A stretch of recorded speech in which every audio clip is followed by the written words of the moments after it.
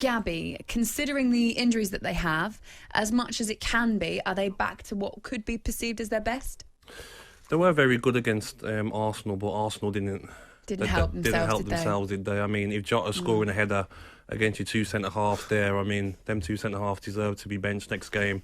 But, you know, Trent Arnold was back to his best with his assist for the goal. He had a Aubameyang in his pocket as well. So, as much as they've been poor, they look better than have been. Gabs, just on that with the Diego Jota one, like he's 5'8", or is he? You know, to score a header. And I was saying this earlier to Laura about defending between the posts.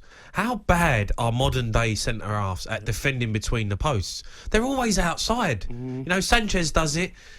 Gabriel does it all the time, and you just think, for you as a centre forward, how good is it when you've got space in the 6-yard box to get in between centre halves? And how good is it to not be touched when you're running into the box? When I played, you wouldn't never get a free one like that. Imagine John Terry, you get shoulder bars, like some sort of contact. He's ran in there.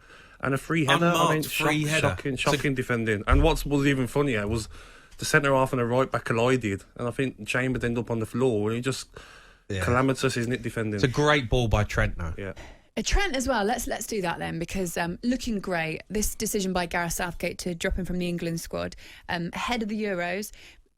For whatever reason, Jurgen Klopp basically said, look, I don't understand it, but I do respect it. Do you think that there is a way that it could have worked well for Trent, just to give him a break and to give him a bit of fire in his belly? I think definitely. He hasn't been at his best, but he's still a great footballer. But it's a really tough one with England, because you look at Rhys James, he's very good going forward. He's decent defending. Trent Arnold, very, very good going forward, but not as good defensive-wise. Kyle Walker's definitely going to be in the squad because he can play centre-half as well. Trippier is playing well at Atletico Madrid. So, as much as he's not been in his best form, Trent, maybe just that Southgate just fancies these other right-backs ahead of him. And I think he doesn't make the squad for me. I think... Really? I don't think he takes him. I don't think he takes him. But wait, if you're Gareth, do you take him? I take him 100%, but I just don't think he takes him, because you're looking at Kyle Walker. Kyle Walker can play right back, he can play centre half as a free. Yeah. Rhys James. Kyle Walker is a right back. Is Rhys James better than Trent AlexanderArnold for you? I think if you're looking at a tournament, I'm looking at for instance, if Trent Arnold played in the 3 games that England played in last time they met up, you would have had outstanding games. But would you want Trent Arnold playing right back if you get into the latter stages against a Portugal or France when the better players come in? Or do you want a Kyle Walker, a quicker right back? Do you want a Rhys James who's probably better at defending? So it's tough. I think everyone's going to be split on it, aren't they? Where does Wan-Bissaka rate for you? The best out of all of them defensive-wise. So if you did have a space, you probably would think, you know, Wan-Bissaka in the bigger games, you play him against maybe like an Mbappe or a Jota, because he can, you know, defend better against them. But he's just so poor going forward with the ball that the way England want to play. Don't you think it's a negative mindset, though, to say, right, I want my right back to be a player that can defend? But does he not kind of have a lot of trust in his defence in general? Is that why he's doing it? Well, I guess. I mean, you saw they make mistakes. John Stones made another mistake. But I just look at Trent and I think he needed a kick up the backside, right? Gareth Southgate has given him one. He comes back involved in 3 goals at the weekend. He's playing for a Liverpool team that have won everything. They are the current reigning champions. He has been a standout performer for the last 2 seasons. How can he not be involved in the England setup? Who do you think misses out if he goes? Rhys James.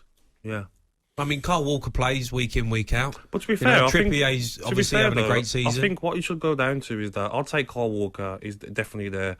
I think you should go down to the next 10 games. How does Rhys James play compared to Trent Arnold? Then make a decision, because Rhys James wasn't great on the weekend, was he, defensively?